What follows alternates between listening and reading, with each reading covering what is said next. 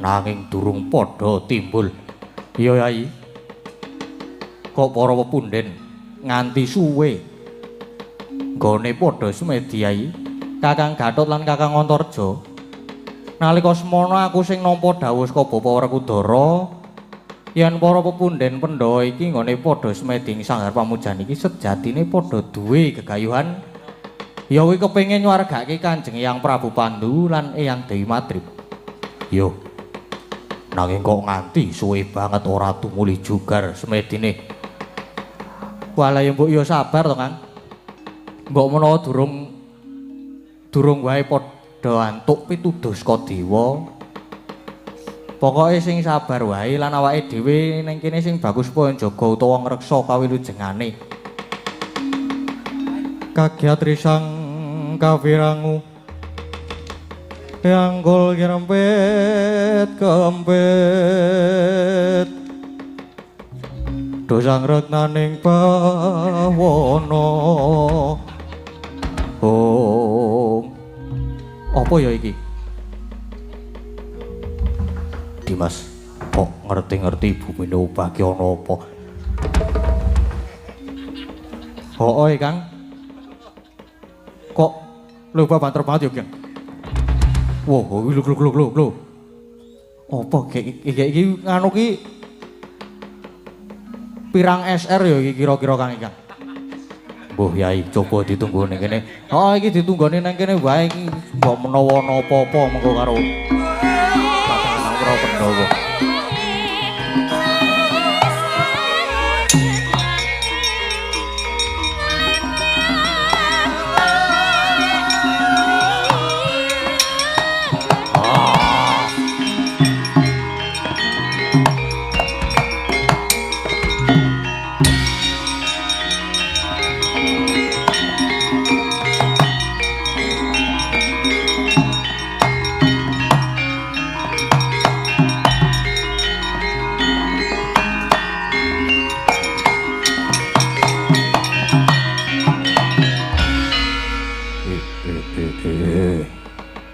Harjaka blae iblis lanat padha jeg-jegan. Kowe kabeh anak-anak Pandhawa padha sumingkira. Edian. Gedhe tenan.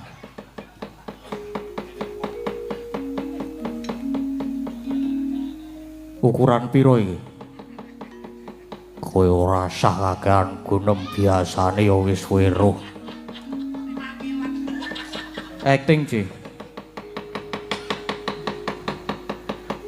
Diwasana Sena. Mulane kok para pepunden Pandhawa ora tumuli timbul. Genah disikara dening buta iki. Pancen buta gedhe murang tata. Tibani tanganku jebol dadamu.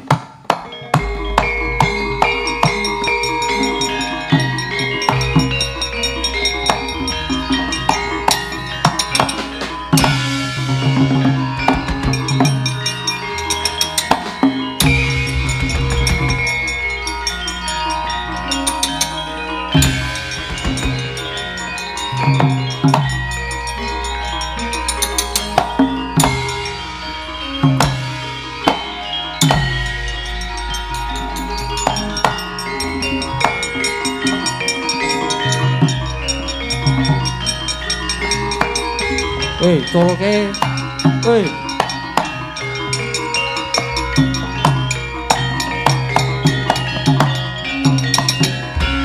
Ayo, apa dikira aku ora ngerti?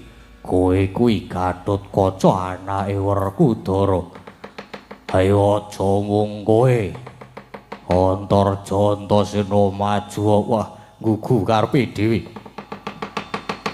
Buta, culna Dimas Gatotkaca. Kang, wis to percaya karo aku, kowe aja maju sik. Nek maju ya ora urung, ya mung wirang kowe iki. Wis aku wae. Ayo culna dhisik kuwi. Diculna dhisik Kakang Gatot.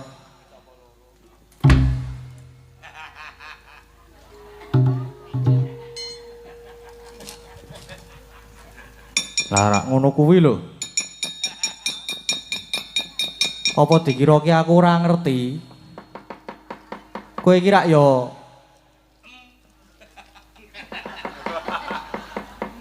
sapa? Kowe iki rak ya Sami Aji to, wong dadak dadi buta barang ki lho.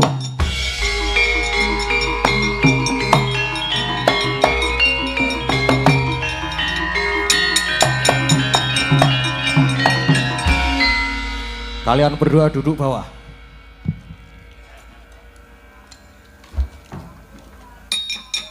Nah, ngono kuwi. Do linggo ngisor, mengko kowe ndak malah do kualat ngono karo kuwi.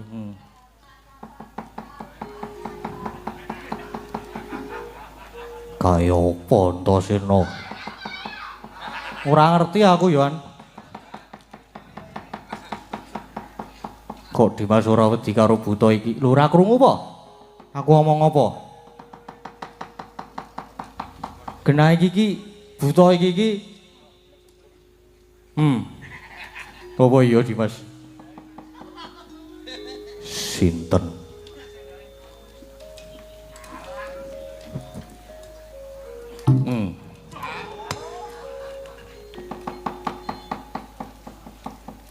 Sinten?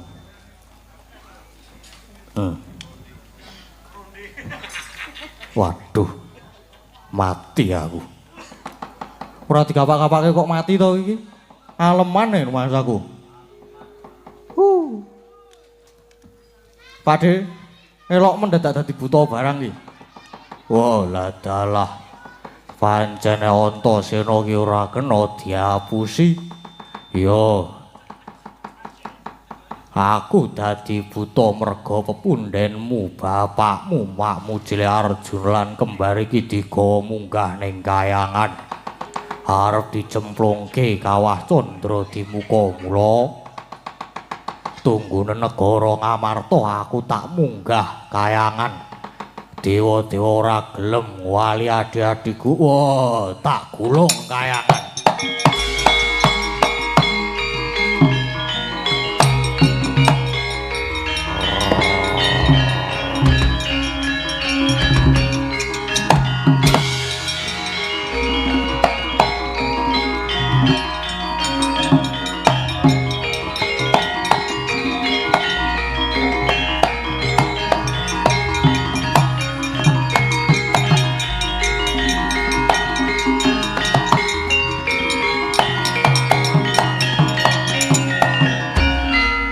Wis prisa to? Wis prisa nek buta kae mau Siwa Sami Aji. Iya Dimas. Ning kok iso dadi buta gedene kaya ngono kae. Aku ya iso nek kon gedhe iki. Ning arang-arang. Kowe iki pinangka pralambang yen kesabarane menungsa kuwi ana watese. Wa pun to ki sabar ning yen nesu ya wis kaya ngono kae. Aku ya iya nek wis nesu mesti kuwi kena dititeni. Mancali macem-macem. Bisa gede dhewe ngono kan, Kang. Apane Dimas ora anu nyali. Iki lho. Mental iso gede dhewe. Banjur prayogane, kepiye Dimas? Wis saiki ngene wae. Iki para pepundhen Pandhawa padha munggah ning kayangan sing baka awake dhewe saiki ngreksa negara Ngamarta. Aja nganti ana ingkang bakal mbebudhek banyu bening ya prayoga mengkono ngreksa karaharjaning negara Dimas.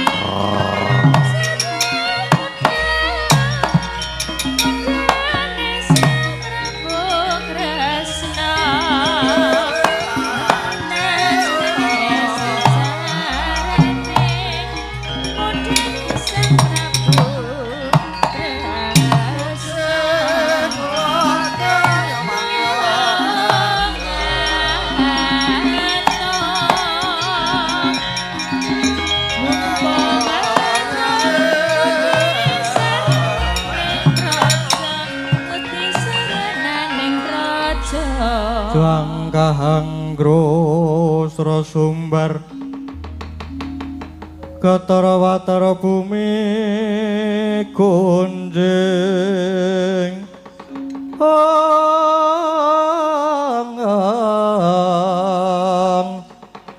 waludo guntur ketuk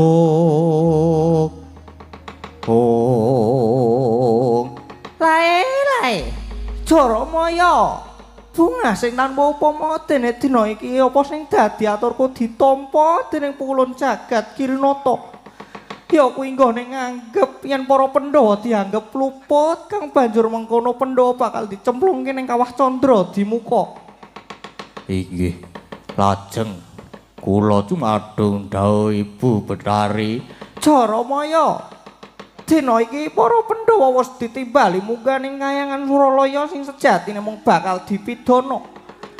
Bakal dicemplungke ing kawah Candra di muka. Mesine negara Ngamarta banjur suwung mula aja nganti anak-anak Pandhawa padha nututi munggah ning kayangan gegironen godanen. Yen perlu negara Ngamarta padha rusakan kowe kabeh. Ndak keparengake mangsa marang turun-turuning para Pandhawa. Oh inggih ngestoaken dawuh. Lajeng bidhal ula bincang punapa? Ora ketang colok lintang sambung obor budhalke dina iki uga. Oh inggih nyuwun pangestu. Wala dalah. Wadya bala baju barat kabeh wae. Budal ning Ngamarta do greka pangan iki mengko wah inggih ayo co mangan ayo co mangan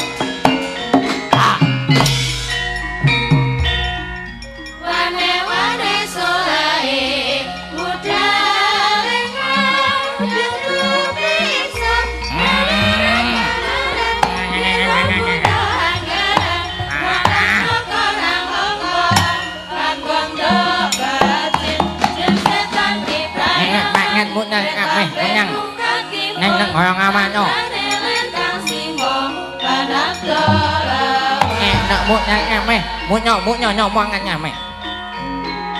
Munyang.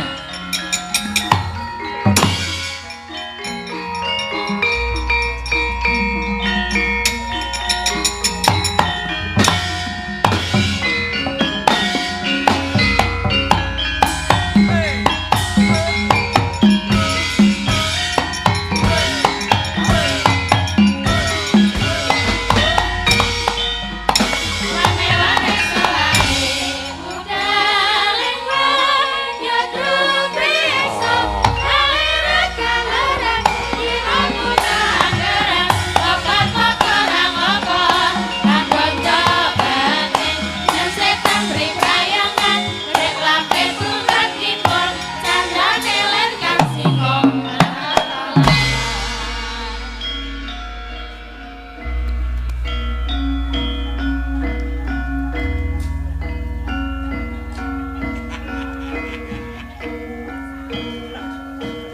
Ah! Ah! As. Oh. Oh, ah. Ah. Oh, waduh. Ah. Ah.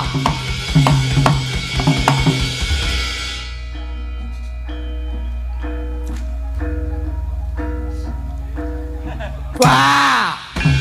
Butone wing sitok. Wah! Ora masalah. Ah!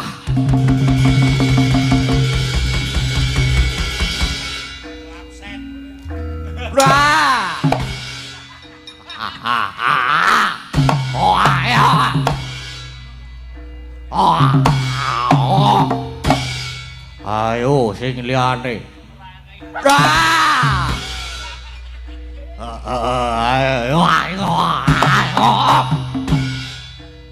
Wah! Yung. Oh, ayo. Woi. Sing liyane ayo to.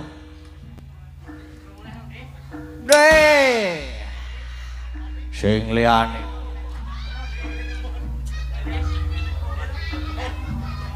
Lah dalah.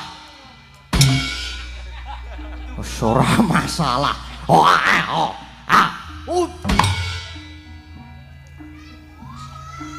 Oh, oh. Yo. Ah. Wis entek butane wis.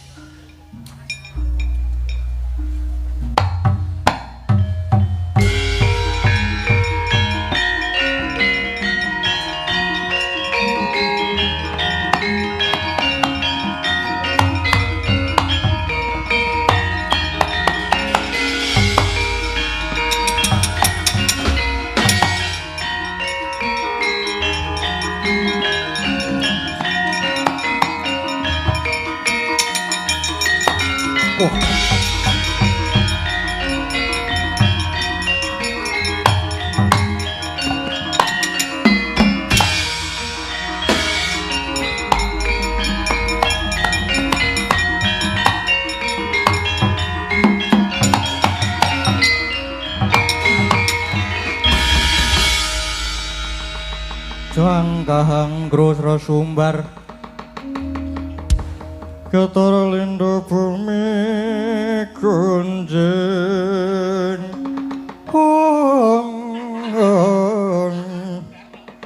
Waludo guntur ketuk ngalah dalah ya. Lagi wae mlebu ning negara Ngamarta. Teko iki ana ingkang methukke aku, apa kowe weruh karo aku? Ora weruh. Iya sebabe apa? Arep kowe iki cat katon, cat ora, cat ilang. Mergo kowe prajurit ning bangsane lelembut. Ning aku ki iso weruh. Kowe iki wadya dandang mangure to. Wah. Pancen wis ngerti tenan yo. Jenengku Tumenggung Pecat Nyawa. Kowe sapa? Aku Antasena. Ayo kowe sumingkir ora? Mergo aku ngerti kowe dikongkon dari Durga kon Giri Goda, putra Pandhawa to. Wah, iki yo wis ngerti. Lah yo aku ngerti wae kok. Ayo gelem bali apa ora? Kowe gelem bali apa ora? Nek ora gelem bali aja takon dosa. Wah. Bali-bali piye? Bali nek kelakon ngokop getih turasing para Pandhawa mula. Ayo manut tak tugel gulungmu tak kokop getihmu. Lah kok le gampang. Malah kowe kuwi sing tak nggo gathing sirahmu, maju tak pecah sirahmu. Lah mbok iya ayo to tak ladeni.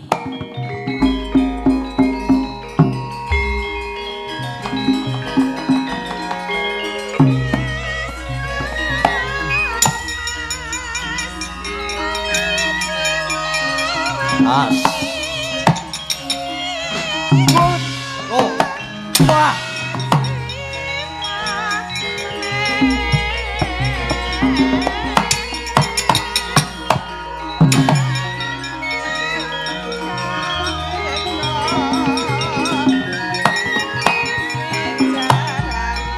Wah.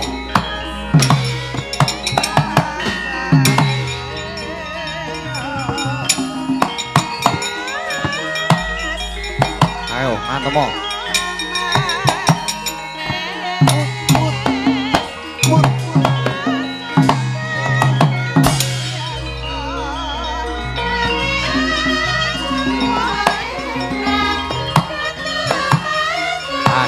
Mati.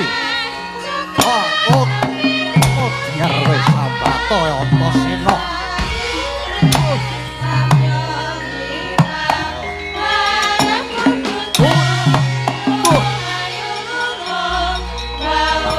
Major ini.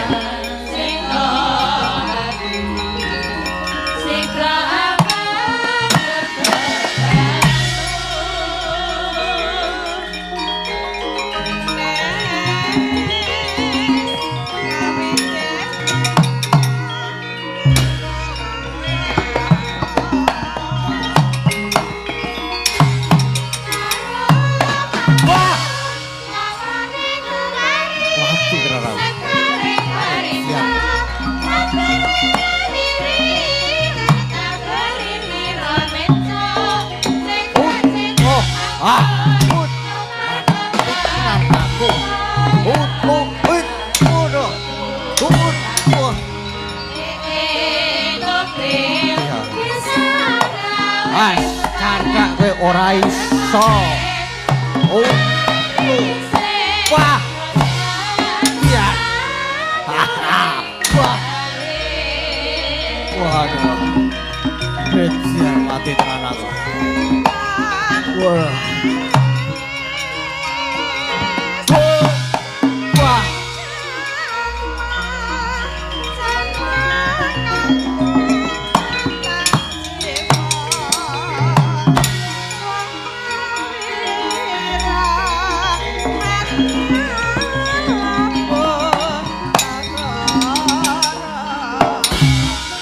Aduh, kecian.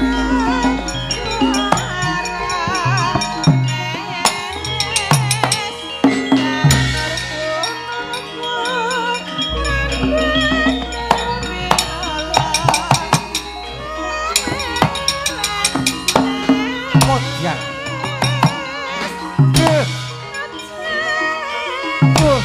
Nyoburi. Kecian. Mati. Sirah. Siap ora nampung tenan. Antem meneh.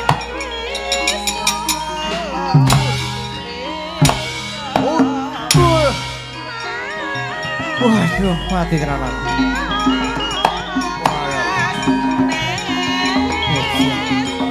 Hut, loh, wah. Hut, kus, hut. Waduh, wah. Waduh, mati aku. Waduh.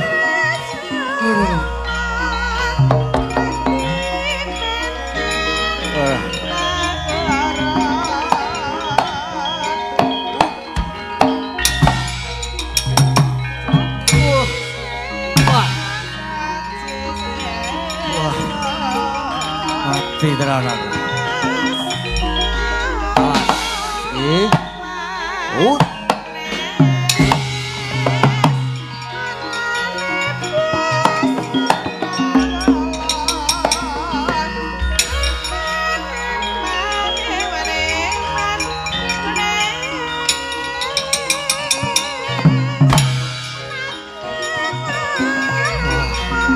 Aduh.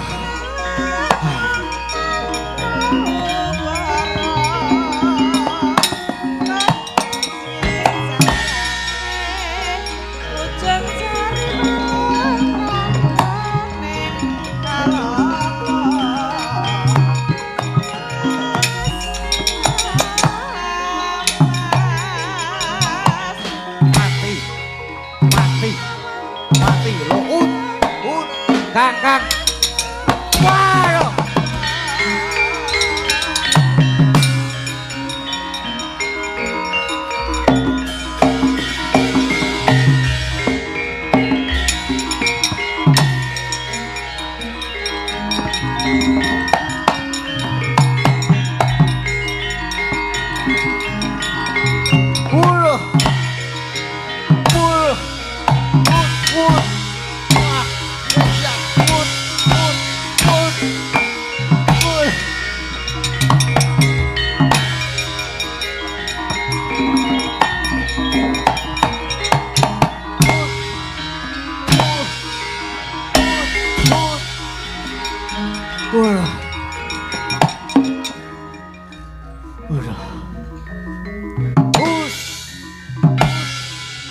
Waduh.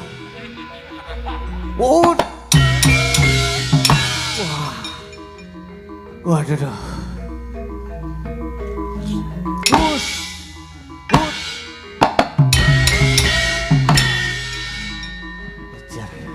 Aduh.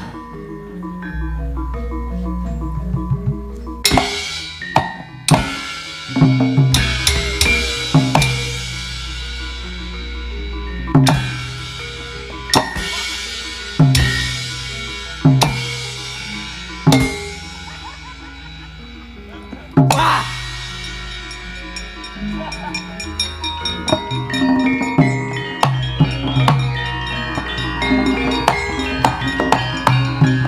Wah.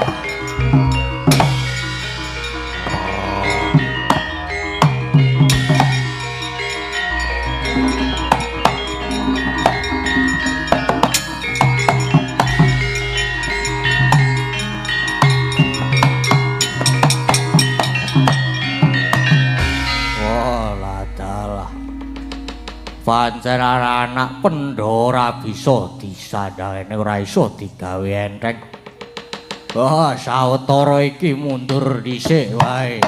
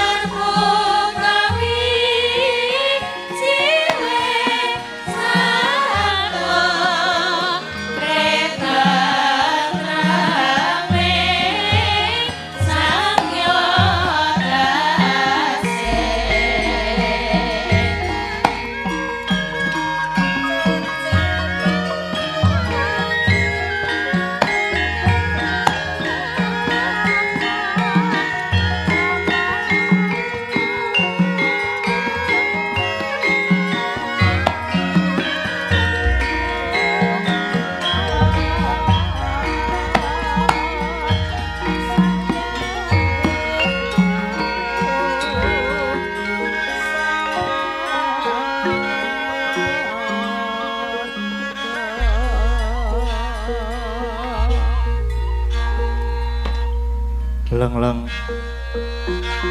ramyaning kang driya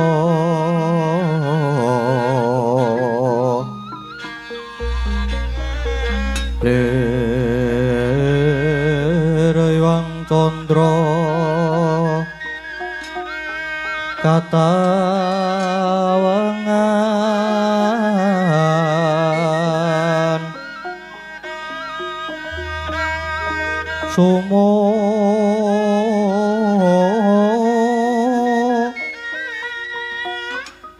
ing tias kadu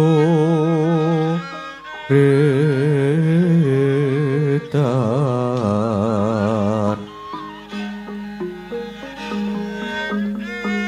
limut kapyatane rujuk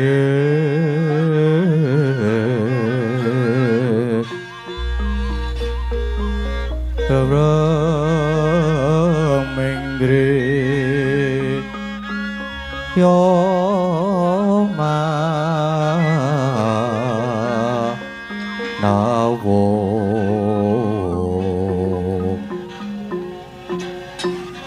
Kakunging iwang wi seso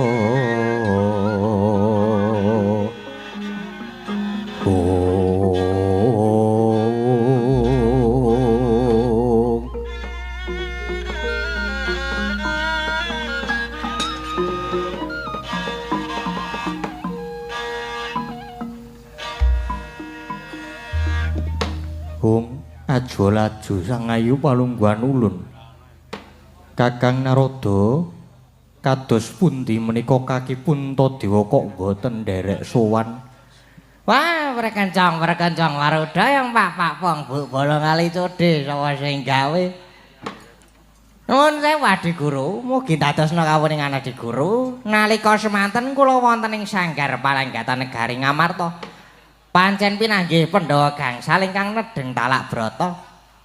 Wusana sareng kula matedhaken dawuh timbalanipun Adi Pramesti. Menika Werkudara tumuli matur yen to sowanipun Pandhawa dipun wakili kadangipun sekawan inggih menika pun Werkudara Janaka lan Kembang. Pramila ingkang raka nyuwun pangapunten dene kula mboten saged nyuwanaken pun Puntadewa Adi Guru. Kakang Narada dados mboten marakipun Puntadewa menika sebab pinambengan Bratasena. Inggih, langar mekaten Adi Guru. Praigitipun dangu nanging nuwun sewu kula aturi ngatos-atos lho, Di. Krana mbok menawi mangke Werkudara sampun gadhah wangsulan ingkang awrat lan Werkudara mboten saged mboten dipun ninggahi. Sampun kuatos ulun menika ratuning para dewa. Inggih. Kula namung ngemotaken krana kula nyipati piyambak bilih Werkudara menika pancen titis saestu. Om Ilahing astuna masidham wayah ulun Werkudara. Wah. Guru kakekku kepiye? Ana dawuhmu apa? Ing antaraning wong papat iki sapa sing dadi juru wicara? Aku. Kabeh perkara mengko aku sing wangsulan. Wah, kaya apa ya kaya? Pun boten sah digagas Adi Guru. Gek diteruske mawon. Yen wangsulanmu mengko nganggo dasar ingkang maton lan tak anggep bener, kita wong papat bakal luar saka Pandhawa. Kita kena bali menyang Ngamarta, nanging kosok baline yen wangsulanmu mengko ulun anggep luput, aja takon dosa. Kita bocah papat kudu nampa pidana minangka wakiling Puntadewa ingkang pancen luput lan kudu nampa paukuman. Kepiye Sena? Mangko dhisik aku tak takon karo guru kakekku. Mapane tembung bener lan luput iku kepiye? Dununging kepiye? Sena, apa darunane dene jeneng kita ndadak takon mapane bener lan luput? Yo. Merga sing tak anggap bener kuwi durung mesti bener. Tumrap kaki guru semono uga sing tak anggap luput durung karuan luput kanggone kaki guru. Mulane babagan bener lan luput iki mengko kudu tak genahke dhisik wates-watese. Sebabe apa iso wae sing bener tok luputke, sing luput tok benerke. Apa meneh yen isi atimu mung lambaran gedeng keburu sengit. Wah, kabeh wangsulan mengko mesti mung sarwa luput. Ya ora. Lah, ngono. Rasain lo. Sing adili malah diadili iki mengko. Kakang Narada kula aturi kendel. Ampun ngregoni Werkudara. Bener iku ana 3 perangan. Benere Dewi, benere wong akeh, lan bener sejati. Lan ing kene ulun nganggo bener sejati. Kepiye? Wangsulan ulun iki apa kita wis bisa nampa? Wah, yen pancen kandhamu kuwi pancen lahir batin tenan. Muga-muga iki mengko iso jumbuh lan gathuk tenan. Saiki wangsul ana pandangan ulun, Sena. Kakangmu Punta kae kaluputan jalaran umawani nganggo jeneng Puntadewa. Saiki gage jarwana apa werdine tembung Puntadewa iku? Wah, Punta kuwi tegese linuwih utawa luhur. Dewa kuwi tegese jiwa. Mula mbarep kakangku nganggo jeneng Puntadewa. Mangko di ratu ingkang kasinungan jiwa ingkang linuwih, ratu ingkang luhur bebudene. Merga buktine ya wis ana. Buktine apa Sena? Mbarep kakangku kae padha-padha ratu, nanging mung Punta ingkang duwe ambek sabar. Drana lila ing Bandalega ing Wati, ngendi ana ratu sing sabarane ngungkuli. Kaya mbarep kakangku, ngendi ana ratu sing nyawani dijaluk terus diulungke. Ya wong Punta kakangku. Mula ora mung kalian panjenengane jejuluk Prabu Puntadewa, nyatane ya luhur tenan ambeke. Wah, guru kakekku. Sakarepmu nggonmu ngarani wangsulan kuwi kita anggap bener apa luput? Monggo. Wah, edan tenan iki Werkudara wangsulane tledak-tledok ning kok sarwa mentes sarwa bener. Ngatos-atos lho di guru. Inggih Kakang.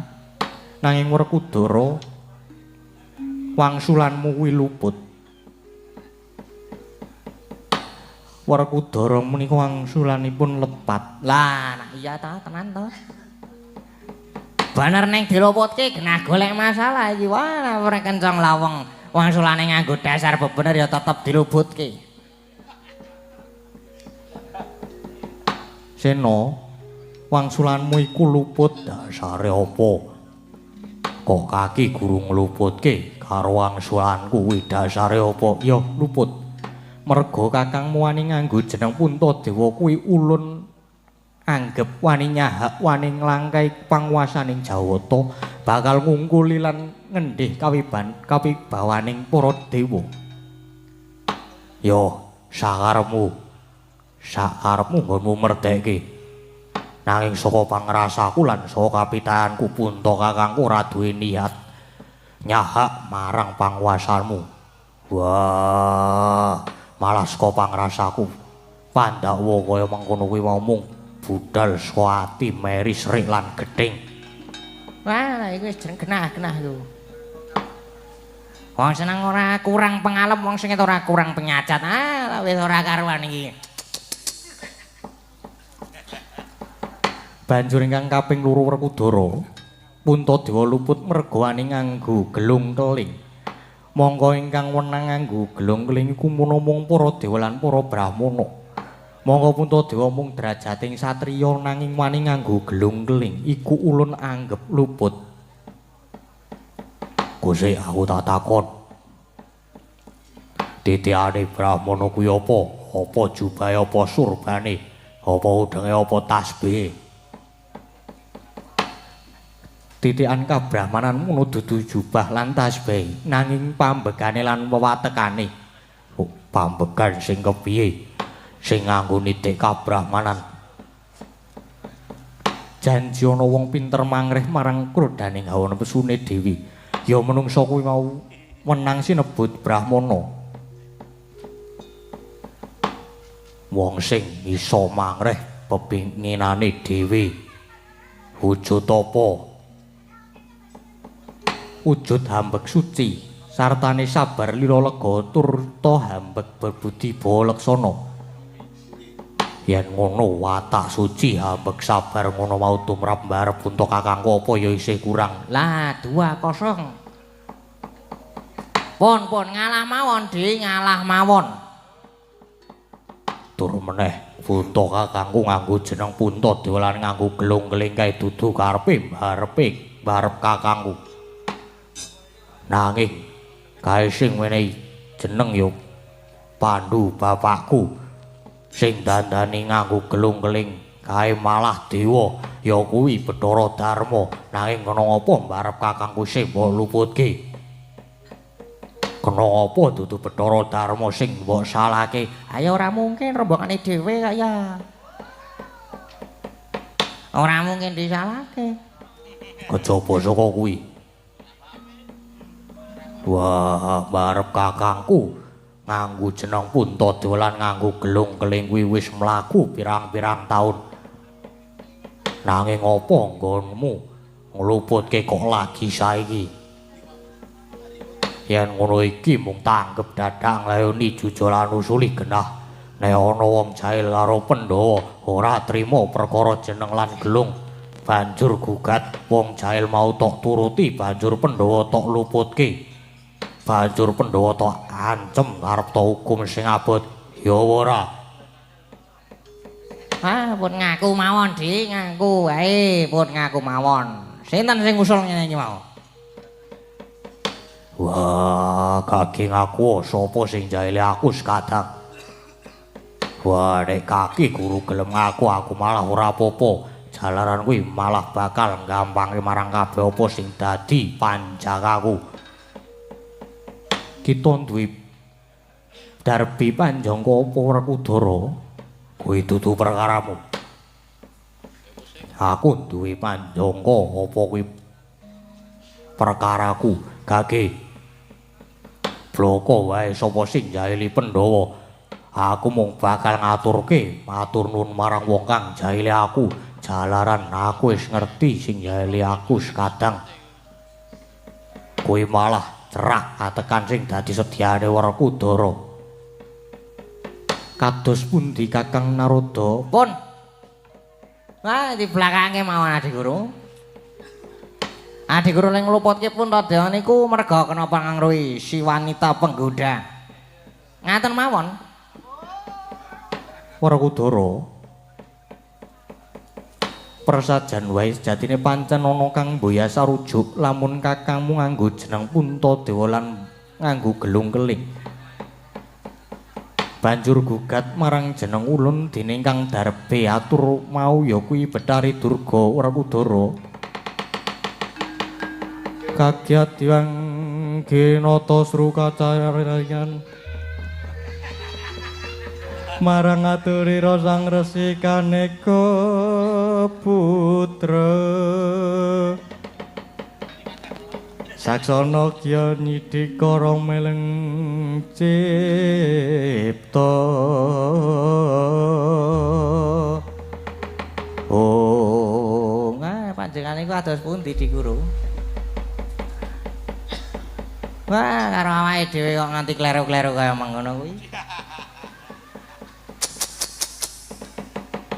Mbok ya mangke nganggo cakepan sing liyane lah ya saged dadi Guru.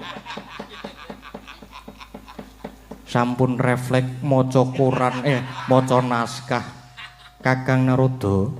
Ah nggih mboten napa-napa pun. Ora leda jare wong adaplok. Aku wis mbedhek kawit mau. Kandhane kok. Adi Guru ki mbok nek wis muni ketekan Durga ki jan boh. Wah, apa mesti kegugur luwe-luwe nek muni Durga sowan janji wis nganggo klambi ketat. Nganggo kathok sak dhuwur dengkul. Nganggo kathok sak dhuwur sirah.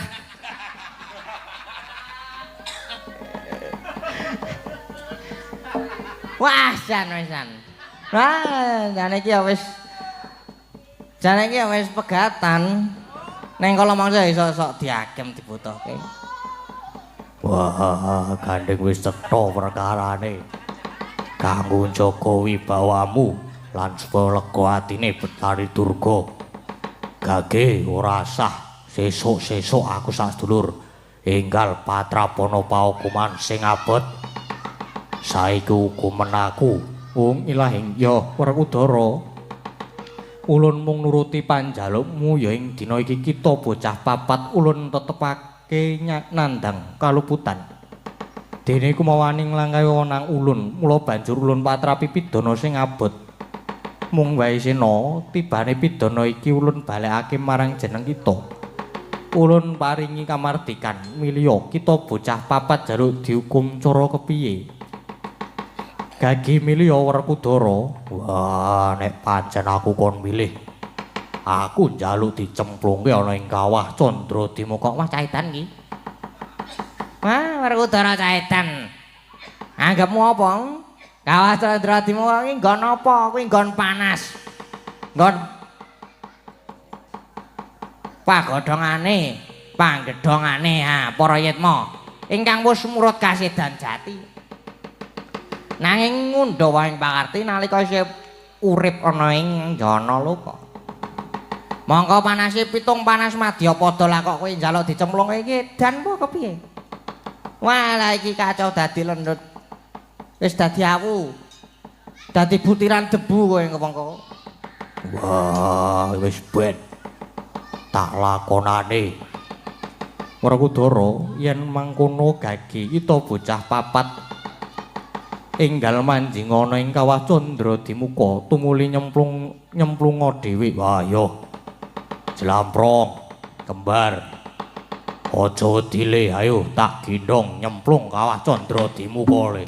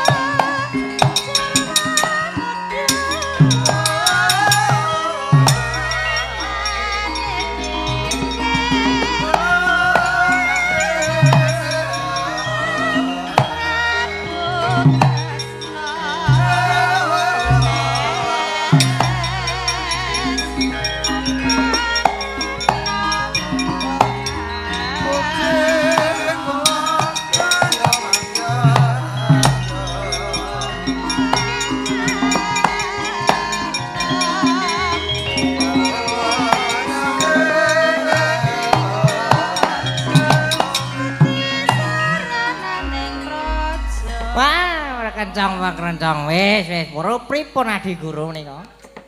Wah, Adi Guru malah namung nggogo kersaning priyangga. Wah, wis. Sampun Kakang, niku pancen penjaluke Werkudara. Nggih. Nah, Werkudara kadang mboten lepat. Malah Adi Guru menika ingkang kula anggep mboten adil. Adi Guru menika nggogo kersaning priyangga. Namung ujar dane ngarep son nanging eling lho Di Guru.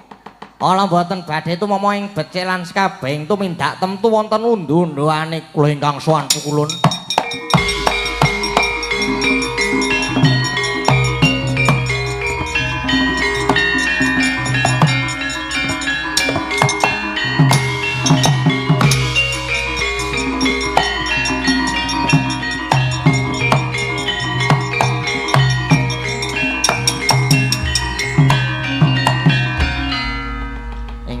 Suwan sajak sumengko iki Bathara Indra. Tanpa tinimbalan apa wigati apa? Indra ana wigati apa?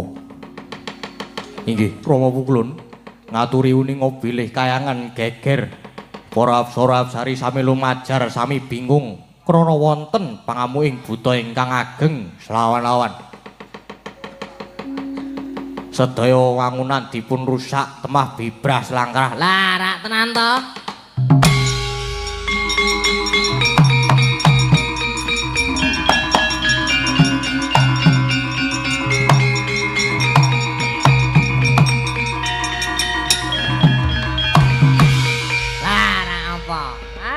nembe mawon kula rerasan. Nes kabeh ing tumindak Allah niku mesti kemawon wonten undu-unduane. Lah niki kayangan ketekan buta ngamuk. Ora taya pripun saniki? Sampun Kakang Narada, Surawati dawuhna marang kabeh prajurit Durandara supaya mbalike lan ngendhake marang buta iku. Inggih, ngesuaken dawuh nyuwun pamit pukulun.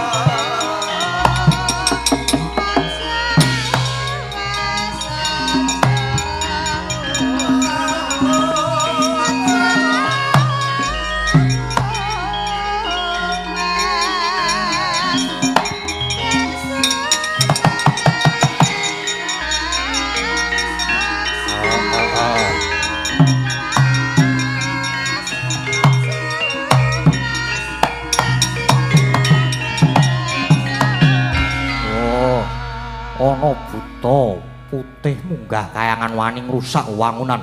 Kita sapa? Wah, dewa ora waskita. Aku ki Dewa Amral. Nganti gawe rekoli. Kori sela matangkep. Ngono kuwi. Ku arep ngopo? Wah, aku goleki Pandhawa papat tak kandhani. Werkudara Janaka karo kembar tok dhelike nendi ora minggat kelakon mati dening aku. Wah, kekula nguntal malah tak bleki kowe.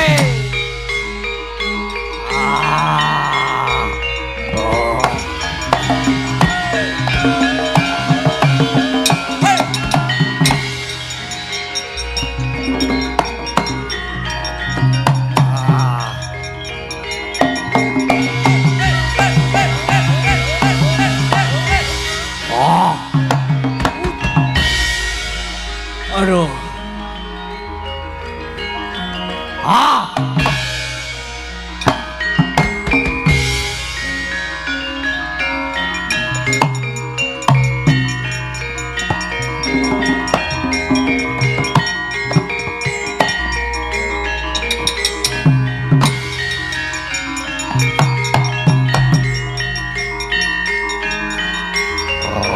Wah. Hey.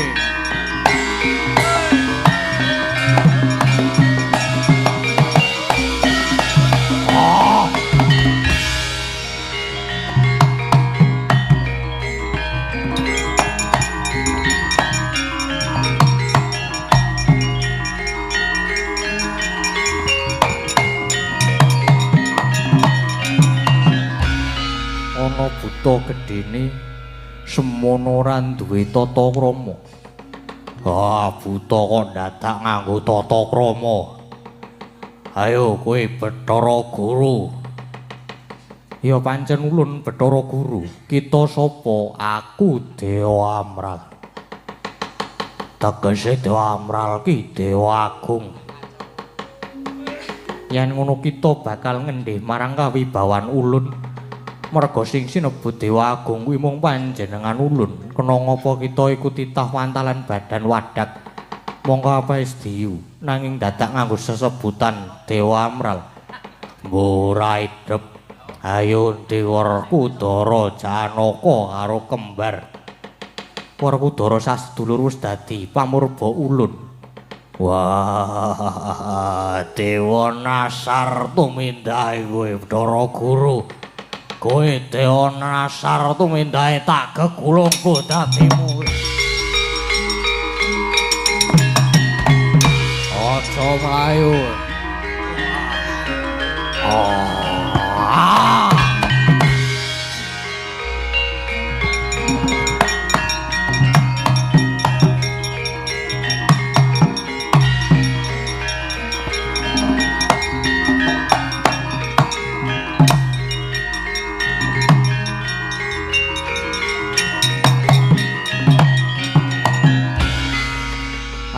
pripun Kakang Narada?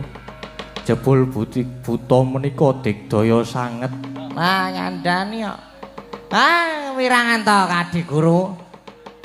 Lajeng prayoginipun kados pundi Kakang Narada? Pun saniki Adi Guru mandhaping Marcapada pados pintos rayan mawon Adi Guru.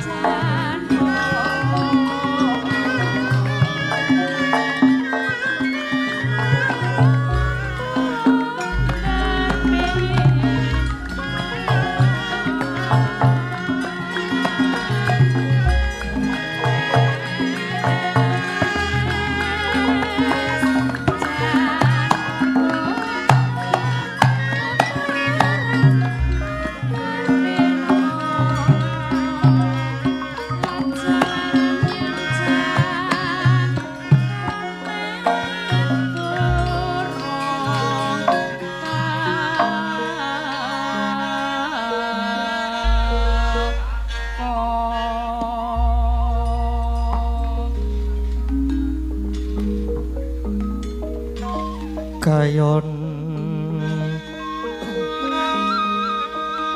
kati yuping angin sumyak swaraning kang rengyan samirana maworiris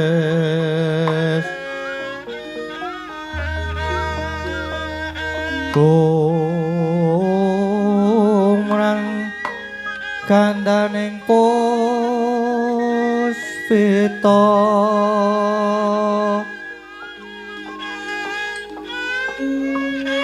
hae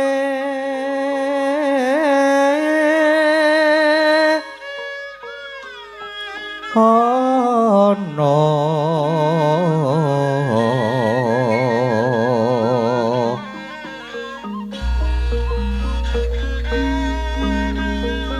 titi sonya madya ratri raras rumadeng akoso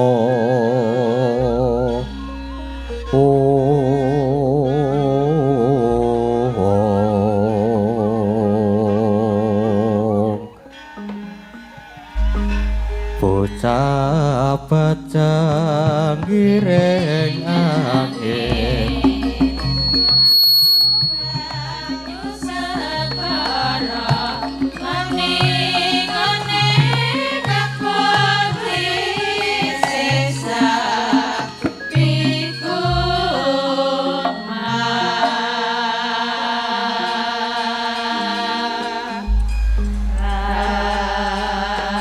Sirping sawang aruka gumantos ing dalu jroning ratri dereng wong ingkang kacarita Amun saking pertongkopat ingkang jebedul saking Brangwetan dan kelingan megarsa gunung-gunung parandene bisa merbawani jagat raya.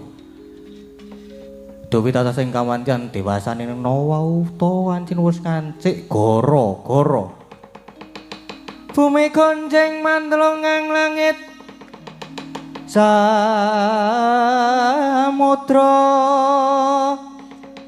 koca sumamburat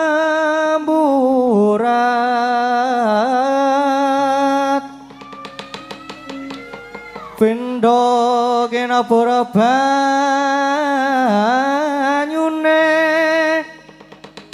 wae kang gunung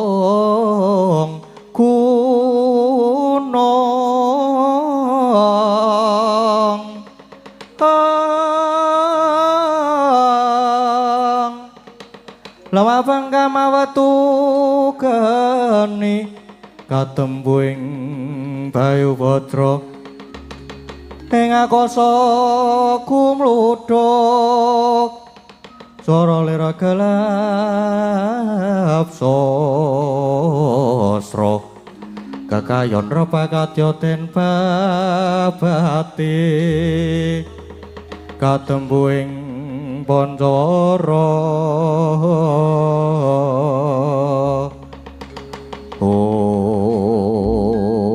gara-gara apa to pertandane gara-gara apa hayo gara-gara ing jagating pakliran saking ngurmati miji loro parapat Punakawan Kelurah Semar Gareng Petruk Sumawana Kelurah Bagong yang sami gegojekan majane ngoro rombo alon harire